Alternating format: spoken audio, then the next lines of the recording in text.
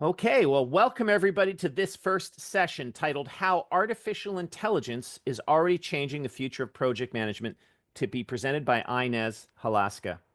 This session is hosted by the Project Management Association of Canada and is sponsored by IPMA USA, Procept Associates, and Title Shift. We will post links to our sponsors' websites in the chat window during the presentation. During the live presentation, feel free to type any questions you have for Inez into the chat window on the web interface.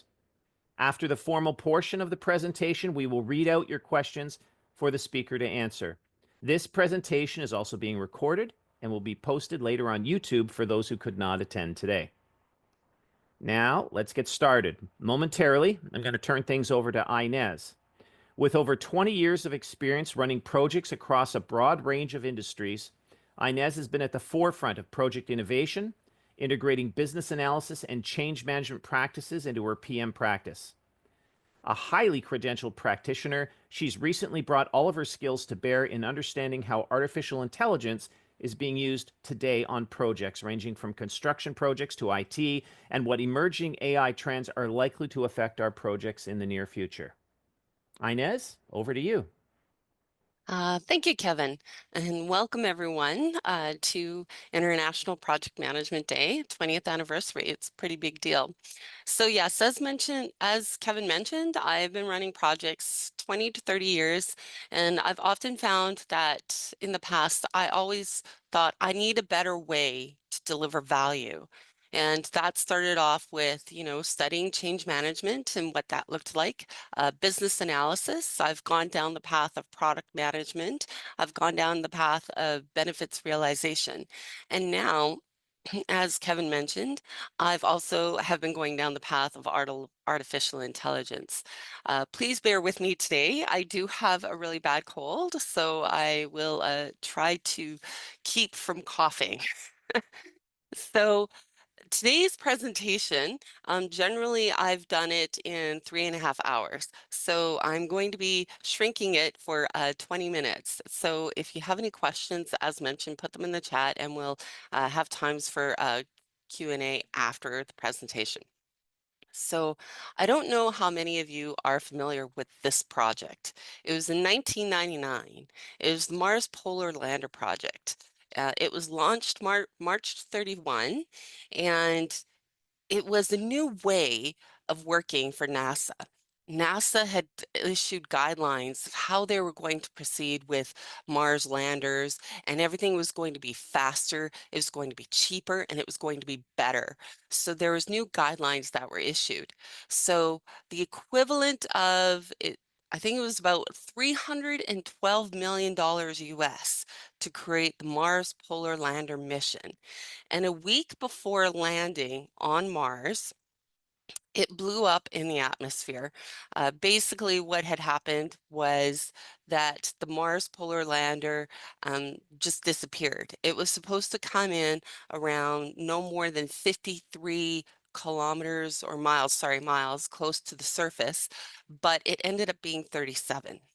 And the reason why that happened, they found out afterwards, is that the Mars Polar Lander, when it was sending data back about what it was doing, and it was sending information back to NASA, it was sending it in imperial units. And then NASA on the ground, their software was receiving that data, and it was interpreting that data, and it was making decisions around trajectories and how they were needing to maneuver the machine from far away. However, they were processing the information in metric units. So that breakdown in just a simple measurement of units created a loss of today's dollars, $312 million, which equals about, I think, around 434 million Canadian. So basically, in the report, it says the official root cause, failure to use metric units in the coding of ground software file, when basically it was just 2 units of measurements. So for us, as project managers, our first thought was what happened with the quality assurance processes. There was multiple things contributing factors, but it comes down to quality assurance. And that was a lot of information at the time. They had new standards, and imagine what that would have been like if they had had maybe AI to assess what are those anomalies. Another interesting thing that was happening 25 years ago was when The Matrix was released, and it was the fourth largest grossing movie that year. It grossed about 1.2 billion Canadian dollars in today's dollars. So AI is already disrupting industries. There's a little chart there about the industries that are experiencing AI. The medical field is experiencing disruptions, not only with diagnostics, but the ability of AI to pull information from different systems in order to understand the nuances in a person's symptoms and history to come up with a diagnostics. As well, there's conferences around AI and climate change, the idea that AI will solve climate change issues. And on the flip side of that, I'm sure a lot of you know, that AI actually takes a lot of energy.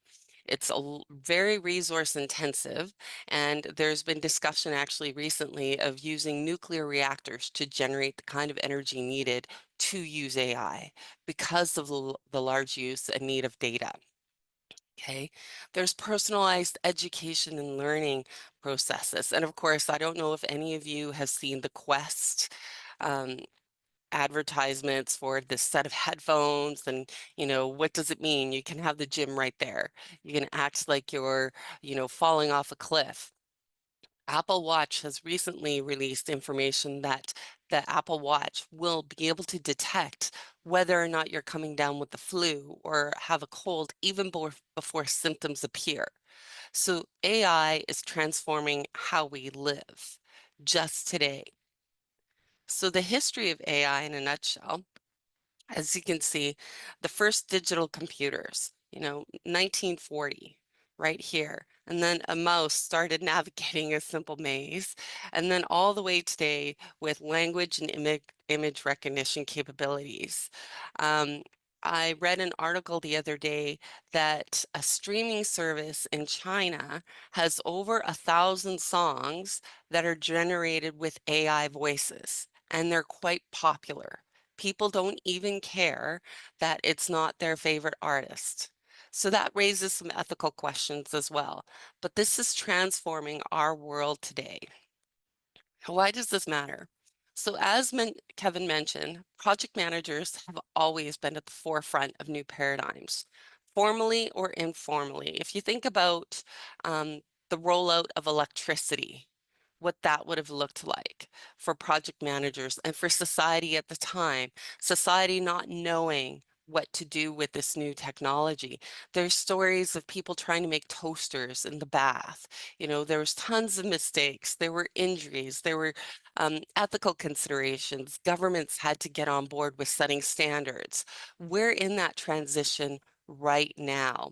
And the cool thing about project managers is not only do we get to consider this in how we run our projects, but we are often going to be the people who have to implement the AI projects themselves.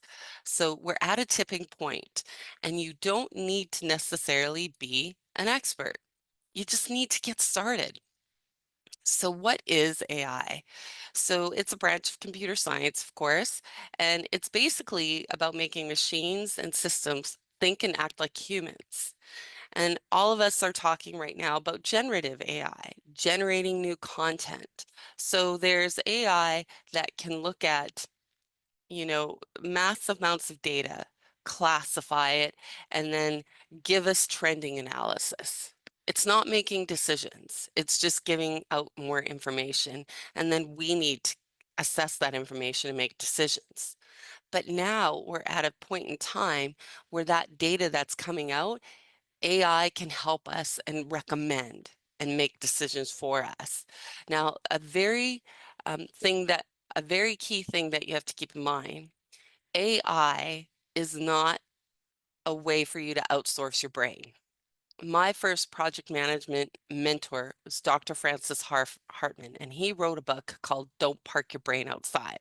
So I would like to update that term to don't outsource your brain. AI is a tool. That's all it is to make our lives easier. Okay, there are some key terms there. So you do see that there's algorithms. So what are those steps? And how do we train AI to do what we need? Okay, there's hallucinations. And recent research just released yesterday by the company OpenAI has indicated it created a benchmark of how to measure whether or not how accurate OpenAI was, and they actually found it's not as accurate as everyone thinks.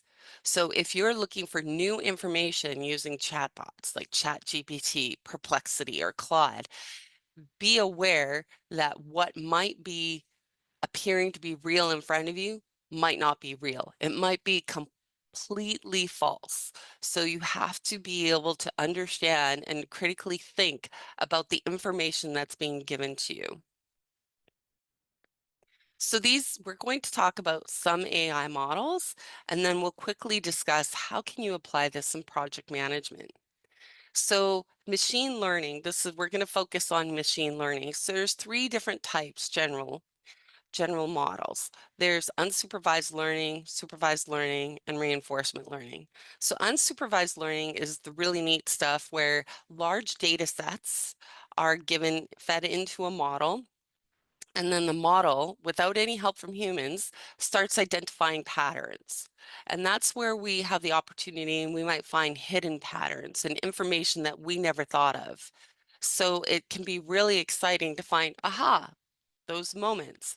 And then there's supervised learning, and you can think of that like a classroom. You know, there's information that's being given to the model. It's labeled, input A, input B. The model processes that information, and then it's also given correct outputs. So it's like you're studying for a test, and a teacher has been feeding you the information, and you're memorizing that information for the correct answer. The idea is that over time, it would learn to assess new information and use that type of thinking to get the correct outputs. And then there's reinforcement learning. Reinforcement learning is where the model is interacting with its environment, getting feedback, and getting rewards and penalties based on that feedback, and it adjusts its behaviors. So examples of these are, supervised learning would be a spam check for your email, based on this type of information, maybe it contains this word, it's contained from this website, it might be considered dangerous, it gets put away in the spam folder. Okay, reinforcement learning, self-driving cars, interacting with stop signs or traffic lights, and learning from that. And the rewards and points are programmed. It's an algorithm. Okay, unsupervised learning. So here's a story I don't know how many of you have heard of. In 2018, Amazon actually removed their AI bot that was helping with recruitment processes because it discovered that the AI bot, based on the past 10 years of resumes, had determined that the best candidates for jobs were men. So anything that had women in it, even Women's Chess Club, was penalized, and those resumes were not being filtered out. So the challenge with supervised learning, and there's challenges with each model, is that it can rely too heavily on what it's learned and not be able to process new data in an effective way. So those are machine learnings. Two other subsets, which is very exciting, of machine learning are neural networks and deep learning neural networks. So these are intended to try and mimic the human brain and how we think. A neural network is fairly simplistic compared to deep learning, and all these models can be combined to create an item. Just think of self-driving cars. Self-driving cars uses deep learning neural networks. And when you think about what we do as humans, we're taking in information all the time, and our brain is processing it in terms of how it aligns with our priorities, what we see physically, color, sound, taste, smell. We're absorbing all that information. It's being processed and analyzed in our brain. And then the output layer is that we're making a decision. So based on all that information we take in, we analyze it, and we make a decision based on that, either an action, or we decide to do nothing, or we look into more information. The main goal here is to learn from the data, process all those factors based on certain weighting, and then make a decision. The idea is that with the brain, it can be very complex or it can be very simplistic. So engineers are trying to program models to be able to act this way.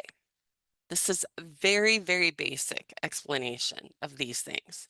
So if you think of what our lives are for project managers, basically the old priority triangle, you can have it fast, you can have it cheap, or you can have it done well. The more recent priority triangle is about value. Do you want it done well? What value does it deliver to the stakeholder or the client? And then within certain constraints. Okay. So when we think about project success factors and our roles as project managers, think about all the administrative stuff we have to do. Imagine if you had an assistant, not an assistant PM, but something that could help you with that vast amount of information and help you with those administrative processes. Even if your organization hasn't implemented an enterprise approach to AI, you can manage to do it a little bit on each of your projects to make your life easier. So areas where this can help. Okay, so predictive analytics. So based on all this data, if you think of those large construction projects or global projects, what data do you have? What does this mean looking forward? Okay. It can even out resources. So maybe where you have a shift in, this deliverable didn't get done, what are those resources doing today? AI can look at the schedule of resources and say, hey, these people are being underutilized, have them work on this task today. Okay, stakeholder communication. Even this something so basic as Microsoft Copilot Pro can take a review of an email chain and summarize those things. It can also do it for meetings. So even something so basic as meeting notes can be done with AI. And as well, it can schedule meetings. So we all know what it's like to try and schedule meetings with executives. AI can help you look through their calendars and set up a meeting. Support and decision making. Okay, again, those hidden patterns can be found. What's the data telling us? And of course, you have to consider garbage in, garbage out. So this idea of data really needs, and data governance, you really need to consider this. What is the information going in and what is the information going out? How is this about making projects more accurate, more efficient, and more effective? Okay. Automating quality assurance. Think back to the Mars lander. If they had AI at the time, the Mars, AI could probably seen the anomaly, the pattern that, hey, this unit is not being recognized in this area of the project. The impact of the Mars lander, just that simple thing, imperial measurement to metric measurement, impacted the Mars lander by 4.45 times. So if you think about that, maybe that doesn't seem so big, but the equivalent of 434 million Canadian dollars, that's a lot of money to lose. Okay. Update plans in real time. Imagine opening a dashboard and entering a variable. And then all of a sudden, it not only updates your schedule, but it updates your project management plan, it updates your risk management plan, it updates your budget, all those things. This is how it can help. Performance tracking. Are you on time? Are you on budget? Is there an issue with risk management? AI can help with all these things. And I'll give you some tips. PMI has invested a lot of money in the research of AI and the impact on project management. And I've copied over a slide from one of their documents, and it'll show you some of the tools. When you're thinking about AI, what tasks do you do on your projects that take up time, those administrative tasks? And again, don't outsource your brain. You need to check all this. You have to have checks and balances in for the AI model, because what appears to be real might not be real. Okay. So these are considerations. And so there's an AI approach, and we talked about the high level models there. The example models I'm not going to go into. You can certainly look those up, and the key PM task applications. This is already happening. Groups are doing this around the world. If your organization is not doing this, if you're not doing this, you will fall behind. So even if you think about the outcomes of projects, often it's for social benefit, for profit. This is the advantage that companies will have. You don't have to be an expert, but you need to start learning about it for sure. So these are the key ideas, their considerations. And of course, data governance, data governance, data governance. Now, the good news is you don't necessarily have to create these things from scratch. And I like to think, again, PMI for putting this chart together. It came from Essentials for AI Essentials for Project Managers. If you want writing assistance, task management, forecasting, here is a simple chart of where you can get those tools, and they have specific tools. Think about the tools you already use. A lot of people are familiar with ChatGPT, Perplexity. If you like making music, there's something called Udio. You can put in even bullet points of make a song about this in the style of, those big band music from the 40s, and it'll actually sound quite good. So just think about the tools you currently use, start talking to people about what you can use, and become familiar with it. Now, of course, everyone has concerns around, well, what's happening around the ethics and governance. So generally a rule is that if you are getting new content from AI, you need to understand that there might be an issue with intellectual property. You should acknowledge that you did not create it. Okay, if you're just having AI take your information and reword it to make it more effectively presented, then that's fine. But you can go to places like the Government of Canada, where some of these, and I have the government guiding principles for the use of AI in government, and these other institutions, the Vector Institution for Artificial Intelligence, MILA, and Alberta Machine Intelligence Institute, that's a pan-Canadian partnership of how do we do good AI across Canada. And in fact, the Alberta Machine Intelligence Institute is having a conference in May called Upper Bound, and it includes all the most recent thoughts and thinkings around AI and the developments in AI. The idea is just get started. Sign up for a newsletter or, a news article. There's tons of information out there. There's the AI rundown, there's futurism, attend webinars and conferences like this one. PMI has a community of practice specifically for artificial intelligence. Try a networking event. The idea is just become familiar. There's no need to be afraid. Smart people are working on this to make it a good thing for the world. But of course, it's not perfect. So recently, the Anthropic, who owns Claude, which is a chatbot, they were recording demos, and they noticed that Claude actually stopped and opened up pictures of Yellowstone National Park. So the AI bot actually got bored with its own work. Now, we shouldn't be anthropomorphizing AI. They're models, but they do act in a way sometimes that can be surprising.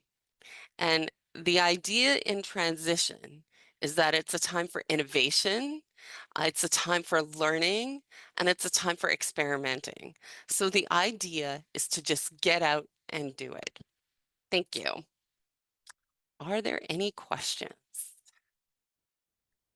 Okay, thank you, Inez, for that wonderful presentation.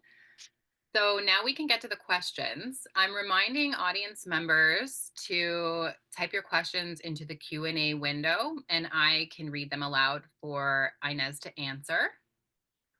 Our first question is from Carol, who asks, having the machine biased toward men, was that a human decision? Not intentionally. So the machine learning that Amazon used was they trained it. So that was in 2018. So they trained it on resumes received over the past 10 years. So if you think about it from 2008, and it just so happened to be at the time that the field was dominated by men. So when they used, I'm assuming, unsupervised learning, so they just gave the machine or the model, here, go look at these resumes, identify patterns, and then help us recruit. So the model made a decision on its own that based on all these resumes, the ideal candidate would be male. So then when new information came in, which had women in it, it didn't know how to process that information and weight it appropriately. So when you saw earlier, I mentioned overfitting in the presentation, that's what it was doing. It couldn't process new information as effectively because it picked up on this noise from the data it had processed. So when new data came in that it didn't really recognize, it relied more on what it knew. Does that help give more context? So it wasn't necessarily a human decision, it was unintended bias. So for consideration when you're training AI or even any AI tool that you're using that maybe you're not even training, you have to actively manage bias. It's like when they started with facial recognition videos, okay? A lot of facial recognition videos didn't recognize people of color. But if you think about who designed those up front, they were people Caucasian. So there was a leader, a thought leader in technology. She attended a conference. It was in one of the, I think it might have been in Sweden. Okay. So the facial recognition software didn't recognize her. She was a person of color and she wasn't recognized. And it just so happened that people who designed the system did not include a person of color. So they didn't even think about it. It wasn't intentional, but it happened and it's not good. Thank you. Next question. Okay, thank you, Inez. Our next question is a logistical question, which I will quickly answer. Mhm. Someone is asking if a link to the session recording will be available. And yes, it will. The entire event is being recorded and will be posted to YouTube later on. Our next question is from Olamide, who is asking if any of the applications are available for free without payment, and they need more clarity on Nutra Network and Deep Nutra Network models. Okay. Okay, so some applications are free. So when you think of ChatGPT, there's a free version. OpenAI, there's multiple free versions. So ChatGPT, Perplexity has a free version, Claude has a free version, but they also have pro versions. So think about what you use it for, how often you use it for. And again, it is rather resource intensive. And then there's, Microsoft, if you are on Microsoft Bing, there's Copilot, but there's Copilot Pro. So one thing that you could do is go into ChatGPT and say, list all the free, AI tools for free. Things like Monday.com Asana, so those project management tools, those are often, I can't say a blanket statement for all of them, but there's often, have a free trial period for, 7 days, and then there's a fee. So there's different type, it depends on what type of AI you're looking for and what you'll need it for. So if you have something, if your organization has Copilot Pro, that's an enterprise level license, and it works with your own data and pulls of your organization and pulls information from multiple sources. So there's a cost for that. And so neural networks and deep neural network models. So if you think about, I'll share my screen again here. Just give me one moment. So think about neural networks like a human, how our brain operates. Okay. Can you see that? Can you see the screen by any chance? Someone can give me a thumbs up. So here you go. So if you think about neural networks, okay, it's about how information is taken in. So the input layer is all the information is in. So as you're sitting here watching this conference, this session, you're taking in my background. You're taking in the tone of my voice. You're taking in the technical information that I'm providing. Your brain is connecting with different neurons to understand, okay, what is noise, what is important for you, and what are you going to do with that information? So think of how your brain is processing that information, okay? And then you're going to do something with that. Your brain is telling you, okay, my next step is maybe you'll pay more attention. Maybe this is boring and you'll walk away, or maybe this is fascinating for you and you're going to go and Google something. So you're acting on that information, and then you'll learn something from it, and then that'll inform your next actions. So as you learn more and more, and you're taking in more and more information throughout the day and you're processing it, we're constantly making decisions and acting on those things. So think about trying to train a machine to do that. Okay, so that's what the descriptions, the diagrams on the screen are showing. If you think about the input layers, information coming in, the hidden layer are your neurons, and it's assigning different kinds of weight of priority to different information. And then based on those connections and how they fit together, you're making decisions. So that's the idea between the neural network and the deep learning networks. It's just a level of complexity. The neural network, you know, can be very simplistic, right? It might be something as just one task, image recognition, right? If your smartphone, it takes a picture of a flower and you're trying to find out what kind of flower it is, it's going to, through assessing tons of data that it's taken in before, the color, the shade, the shape, potential of what the location says, and then it's going to spit out, it's probably this kind of plant. Okay. And if you think of self-driving cars and the complexity of a brain and what a self-driving car has to assess, like GPS, it has to assess all the signals around it. It's assessing speed. It's assessing, traffic lights. Is it red, green, or blue? So it gets more complicated. So those are those types of networks. The hidden layers that we talk about in there are often referred to as black boxes. The models, we're not 100% sure how those models are arriving at that information. But if just imagine someone trying to program a machine to think like a human brain. There's simple tasks and then there's more complex tasks. I hope that answers your question. Thank you. Okay, thank you. Inez, we have 1, 2, 3, 4. We have 5 more questions, Okay. 6 more Okay. questions, and we're Okay. under 10 minutes. Okay. I'll So try to be more efficient. that's Thank you. okay. So just wanted to let you know.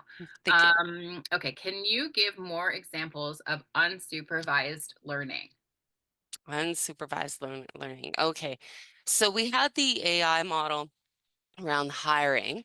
So if you think about if you have a streaming service, Netflix, right? Spotify, okay? That is taking in data um, based on shows that you are watching or music that you are listening to, and it's identifying those patterns of, okay, this person likes this kind of show, so we're going to make recommendations.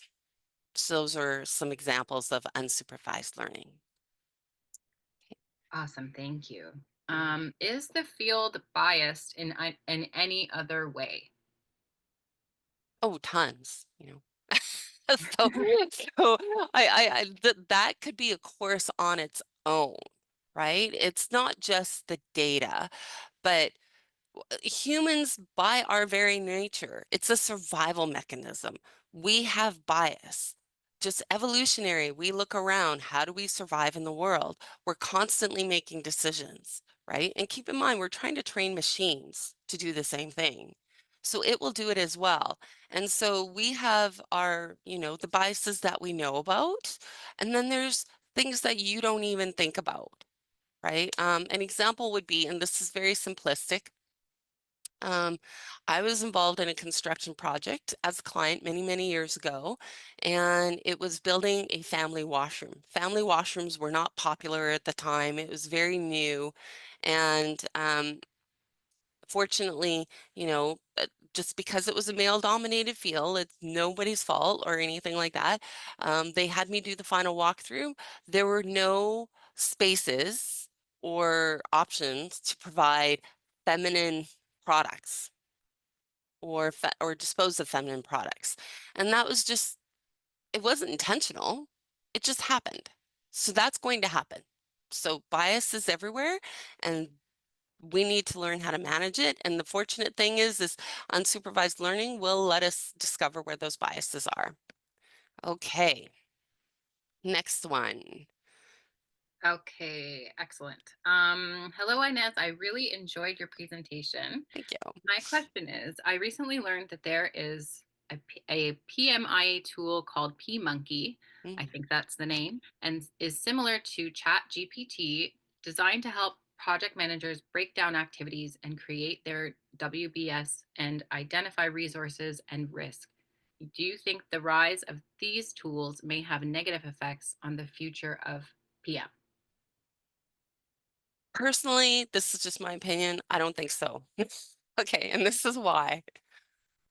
Building a WBS, you need to understand the fundamentals, right? And again, don't outsource your brain, but it can be quite administrative. Imagine all the people you have to get involved in building a WBS and identifying resources and risks.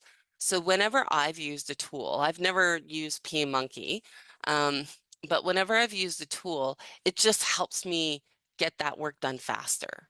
And then it's about validating, and it's about being more strategic, right? Those models at this point in time are not strategic. Project managers, what is our role? Solving problems. What do we end up doing a lot of the time? Administration.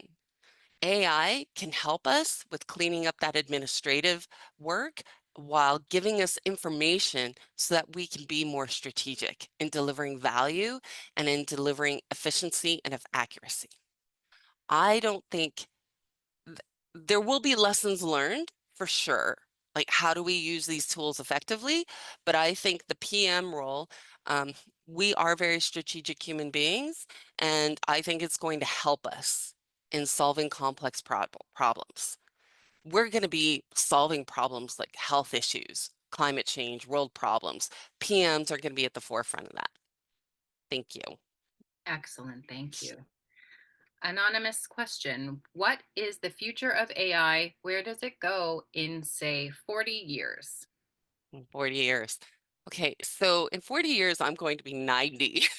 So I can't say for sure. But if you think about those disruptive technologies, we can't even predict where this is going. But right now, even recently, I have read how AI is actually, owners of AI companies are trying to file patents on behalf of AI agents. So AI models are being called agents. They're creating their own AI, and they're trying to file patents. And that's, of course, is a legal gray area. So I don't even think we can predict, but I think as humans, we are very adaptable and we will become even more, hopefully, connected and be able to solve those complex problems if we use it as a tool and not to outsource our brain. Thank you. Great. Okay, next question from Teresa. How do you think AI will change the way project management is executed or even trained 5 to 10 years from now? How do we, who are current PMs, ensure we stay of the curve? So great question. I think they're all great questions. Thank you. I think right now, educate yourself. The first step in anything is to become literate, right? So just like I said, sign up for a newsletter. There's a newsletter called the AI Rundown. You know, these are little snippets of information. Find out where things can make your life easier. Okay, where can it add value for you? Start using AI in a way that helps you. Consider the ethical and legal responsibilities because that is a gray area that everyone's trying to figure out. Um, this 5 to 10 years from now, we will still need project managers to understand the fundamentals. You will still need to know what is a deliverable. You will still need to know how to get to that deliverable, how to schedule it. AI will help us how to do it. It is a tool, and that's how it should be used, not to replace us. PMs, again, hopefully we'll be able to free up our time to solve problems and be strategists instead of administrators. Okay, thank you. Okay, we should be able to squeeze in these last couple questions. Are AIs a treat or a tool for PMs? How can one better be prepared for the job market for future? Okay. So I think it's a tool, which is a treat, because when I use AI, it frees up a lot of my time to work with stakeholders to help that engagement piece and to help support them through the change. Because keep in mind, like Kevin said, we are leaders of change. So it's not just that we are leading AI implementation and that we are conducting AI in our project management practices, but we are helping others through that change, right? So to be better prepared for the job market of the future, again, become literate. So PMI, as mentioned, Project Management Institute, they have an entire community of practice for artificial intelligence. They have conducted tons of research, okay? Those organizations on the last page that I have in the presentation, Home Vector Institute for Artificial Intelligence, Mila, Alberta Machine Intelligence Institute, they all have training. Google AI training, AI boot camps. Just become familiar with it. You don't have to be a computer engineer to become familiar, but you need to know what it is and how you can use it. And there's tons of tools out there, and you are already using AI if you use a streaming service. If you have an Alexa, if you have a Siri, you've interacted with AI. It's already here. Thank you. I hope that helps. Okay, excellent. And this may have to be our last question. Okay. How do we measure an organization readiness for AI adoption? That's a good question. And when you know, let me know. No, kidding. So I think there's change management models out there for readiness, and you can certainly use those. I think that's starting with the fundamentals. How do we measure any organization that's ready for anything, right? What is currently going on in the organization? What other change is happening? What resources do you have? Because you have to make it scalable. You know, think about walking before crawling. What data do you have? You know, I know Microsoft, if you have Microsoft 365, they offer tons and tons of resources and webinars on how do you implement some of their enterprise applications. So that's that's what I would recommend. Like this is, if you look at change management and change readiness, there's frameworks out there to measure it. It's just leveraging those tools. And you could even leverage and go into PMI Infinity, which is PMI's AI tool, and you can enter in that question. How do you assess readiness for AI in an organization? That's one way to start using AI. Thank you. Okay, wonderful. If there are any questions that we weren't able to answer, please certainly direct your questions to info@ipmd.ca, and we will follow up with Inez and we can get your questions answered. Thank you very much, everyone. Okay, thank you so much.